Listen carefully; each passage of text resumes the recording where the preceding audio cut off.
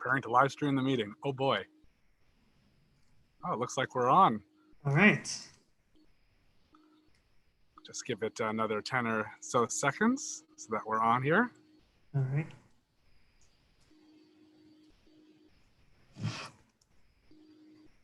All right.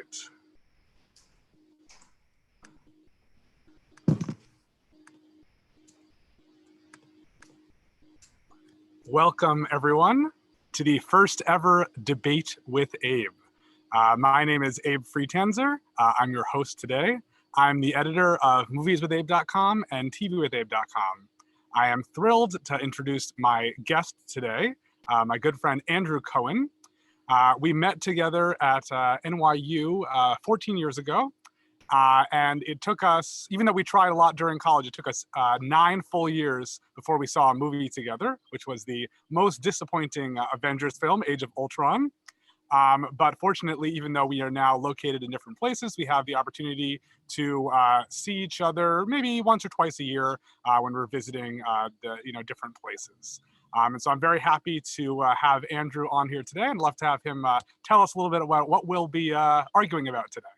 Sure. Well, good morning, Gabe. How are you? Or afternoon. How are you doing today? Good, thank you. Thank you so much. This is actually an honor to be your first Friends guest on your new series. Really appreciate it. Most flattering thing I think anyone has ever done for me, and all day. So very amazing. I think basically this is an argument we've been having over the past 14 years. You watch a lot of TV shows. It's your profession. I feel that a lot of the TV shows that you watch aren't, good TV shows, and you might also feel the same way. They're not, great television, and you should stop watching TV shows that are terrible. Okay, I think. Yeah, go ahead. Yeah, not just terrible shows, also shows that are meh. That's true. I feel like every time we see each other, I try to convince you to watch something. You try to convince me to stop watching something. And I think you succeeded once with one show, which was Modern Family, which I gave up on a couple years ago. Yes, it was a big victory for me. I still, every time we see each other, we talk about that great victory. But I'm sure there's other shows that, we could get you to wean off of watching. That's true. And I think what we talk about most specifically, we saw each other about, I think 2 months ago, we were talking about the Arrowverse shows. Right. Those the ones on CW, The Flash, Supergirl, Legends of Tomorrow, although you don't really watch that one, Batwoman, and Arrow, which recently ended. I feel 2 things about them. One is that I really don't want to give up on them. And I also want to be sort of ultra prepared for these 5-show crossovers that the CW has been doing every year. I gave up on Arrow during season 1, and I felt lost whenever those crossovers would happen. And I stuck it out with Batwoman just through this past year's crossover, and then I gave up on it. And so now you're trying to convince me to give up on The Flash and Supergirl, and you don't watch Legends of Tomorrow, so we're not really talking about that. But I feel a loyalty to them, and I don't know if now is the time to give up, just in case they get better. Excellent points. It's what I would say to you if I actually believed anything you just said. Okay, you said all the episodes of Batwoman until the crossover, correct? Correct. How many episodes was that? Did you say? It was 9 or 10. 9 or 10. Fantastic. Did you enjoy watching those 9 or 10 episodes? Not particularly, but I was hoping the show would get better. Okay. Not particularly. And did it get better? You didn't continue watching. It did not get better. Did not get better. Perfect. Okay. So I didn't watch those 9 or 10 episodes. You're right. I was slightly confused during the crossover what Batwoman was doing there, what her whole deal was, but I got over it. Wasn't over the 5-episode crossover, wasn't a big deal. And, maybe I was confused for like 5-10 minutes, but that saved me from watching 9 to 10 episodes. You could have also watched like a YouTube video of like what happened in the first 9 to 10 episodes. So why didn't you do that? Why did you need to watch all of it? So I feel I like the characters. First of all, I'm here today wearing my my Flash shirt in support of Barry. I really still like Barry on The Flash. I like Kara on Supergirl. I think Legends is better than ever, in part because they have a rotating cast where they can bring in new characters, so it can't really get stale in the same way since people just keep cycling in and out. But I stuck with Smallville for all 10 seasons. And honestly, season 1 and 2 are good, and half of season 6, and that's about it. And so my worry is always like, what if I give up on these shows that I used to like and then they get good again? All of these have already been renewed. The CW keeps renewing all of their slate. And so I'm worried that they were good once. Why couldn't they be good again? Fair enough. But don't you think that if the shows get really, really good, you might hear about that? Maybe, if it picks up steam, there's the seasons that are meh or terrible now, but then if it becomes really, really good, maybe then you could dip into it. But you don't have to watch. But then I'll be lost and I'll have so much to catch up on, and that's RTS Stress. There's so many shows because I try to watch every pilot, and I also get frustrated because there are some shows that I feel like get a lot of accolades at the beginning, and then get ignored later on. You hate awards. Whenever I read about awards on any of my sites, but The Shield, for instance, and 6 Feet Under are shows that at the very beginning got nominated for a lot of Emmys and other awards, and then later towards the end, no one was watching them or paying attention anymore, and they were better than ever. And it's frustrating to me also something like Damages, a show that I started watching. I was like, why do people think this is great? Got a lot of awards.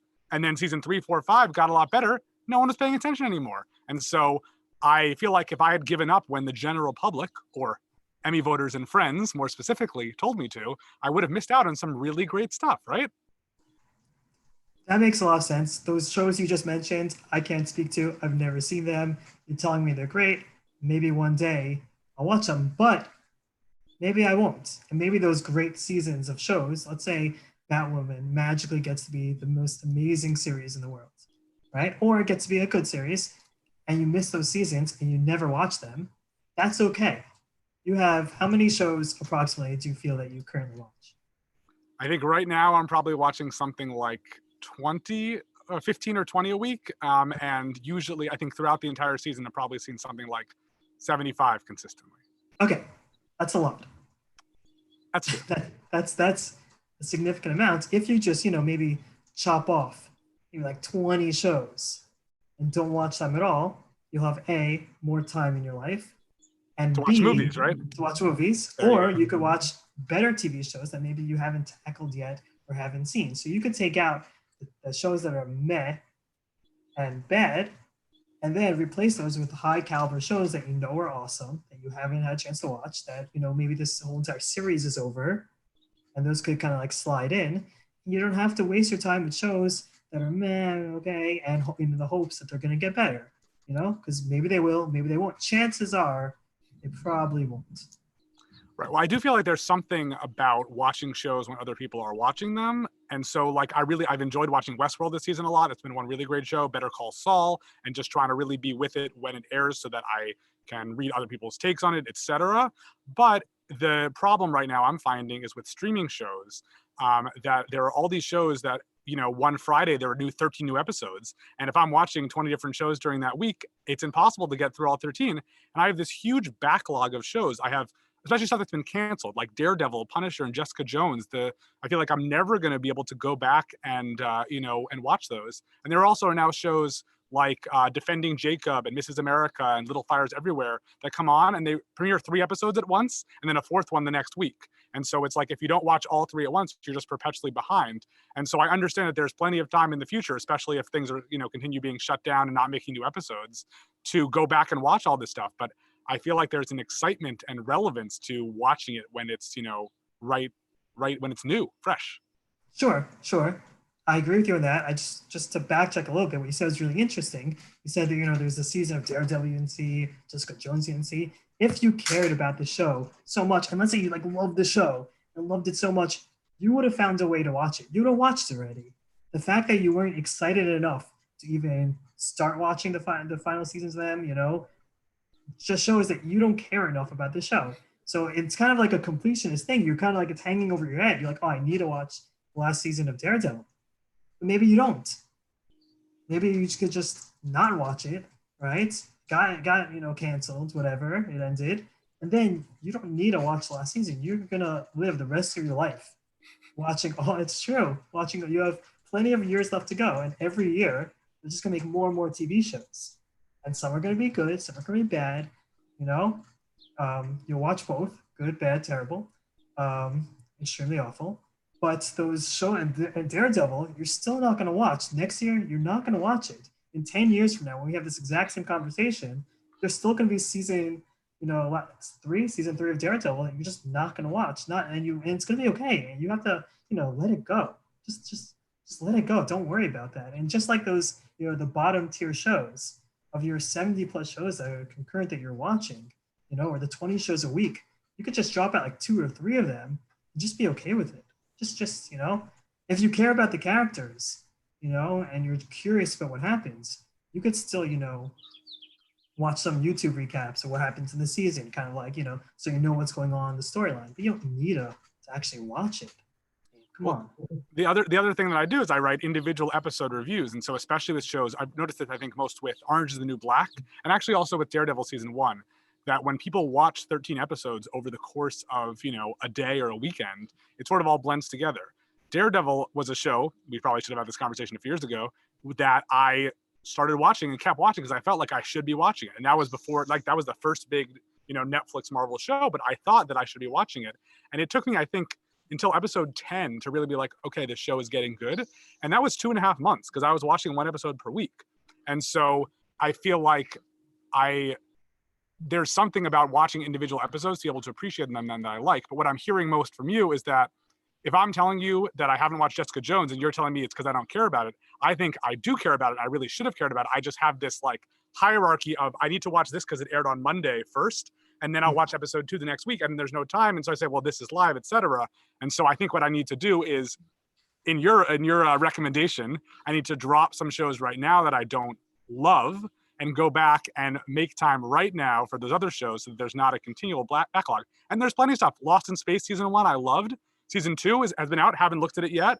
The End of the Effing World on Netflix, also season 2 is out. I haven't gotten to these because I always had them on my list. And even right now, I'm finishing up Shrill season 2, and I'm working on Hunter season 1 and High Fidelity season 1. And I'm trying to watch an episode a week, but I sort of put those on hold as I was catching up because fortunately, watching TV and movies is not the only thing I do. And so sometimes there isn't always time to watch everything. And if I had, 8 to 9 hours per day to watch stuff, that would be pretty great. But obviously, it's good to talk to people, good to do other things. And again, you can't keep it all for movies. You have to spend some time can't keep it all for TV. You have to spend some time watching movies. That is definitely a different discussion, how many movies you actually need to watch. But all of them, I think, is your answer. But I think we both could agree on what you just said. Okay, sorry if I was wrong about not you. I misplaced your love of these shows that you haven't finished watching. I didn't show them. I didn't show my affection for them. I was prioritizing other weaker things, like God Friended Me and other shows that I stopped watching because they just were not great. So. I just know for myself when I'm excited to see a show.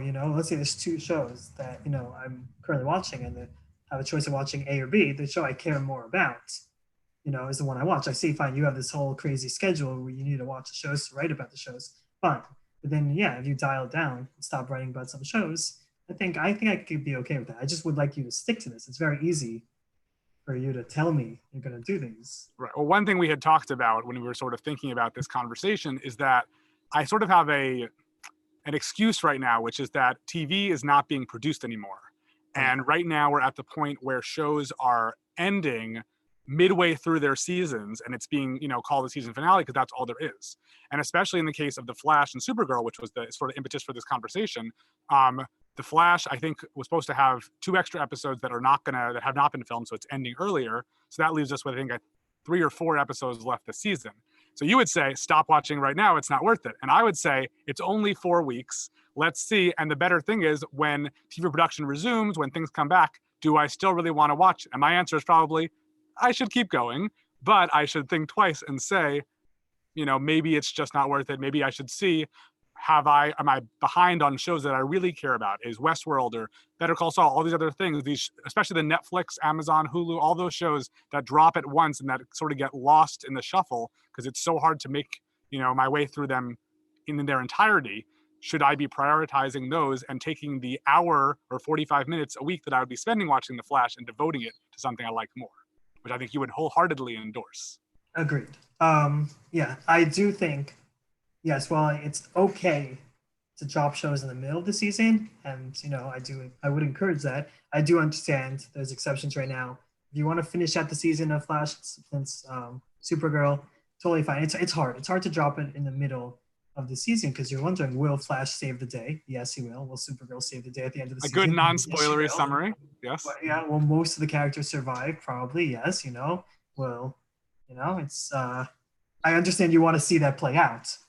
And I did used to like drop shows. There were 2 posts I found from my blog from 2012 and 2013 when I just like dropped 4 or 5 shows. One was Arrow, Glee, White Collar, Suits, and I never came back to them, which tells me that, maybe I should be more worried about dropping these because I'll never come back. You say, well, I can come back someday.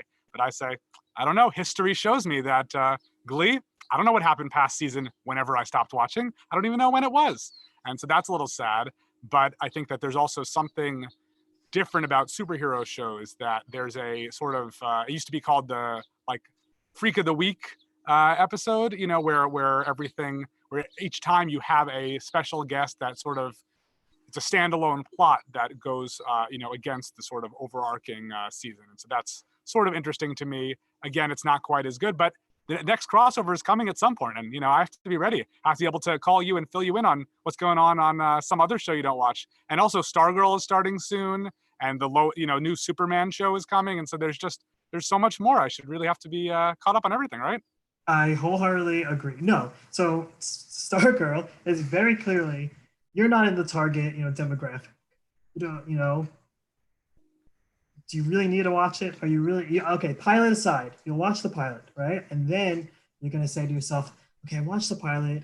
Okay, maybe it's good, maybe it's not good. But you can't really get the feel of a show until you watch like 3 episodes. So then you're gonna watch the first 3 episodes, and then you're gonna be like, oh, I watched 3 episodes. It's not so good. But like, what happens? And then you're gonna watch the first season. You're gonna be like, oh, I have to watch it till the crossover.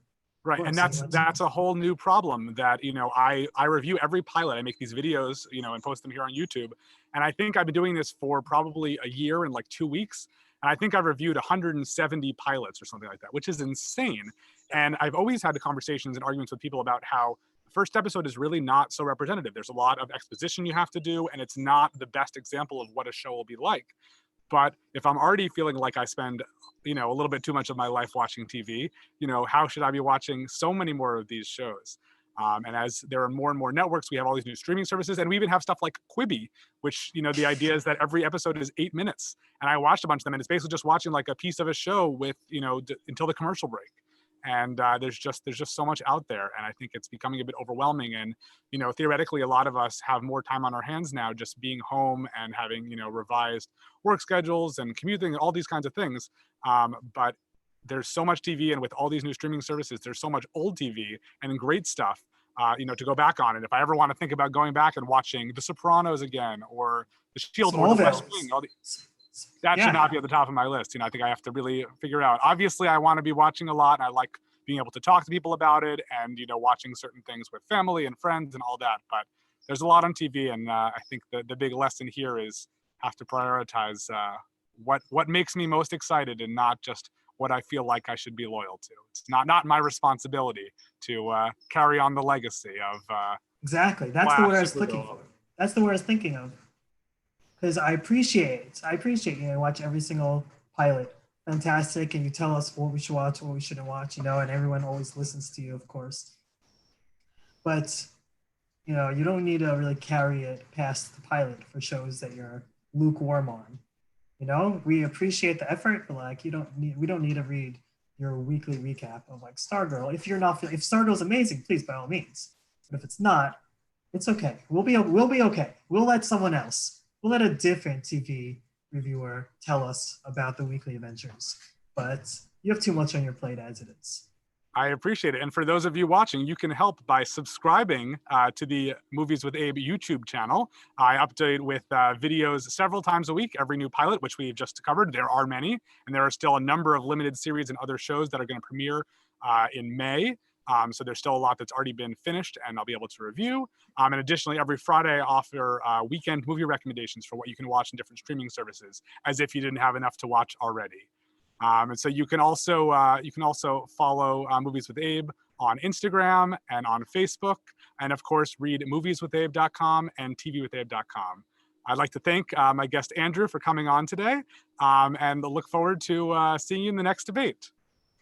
I can't wait. Thank you so much, Abe. It's been a pleasure. Thanks so much.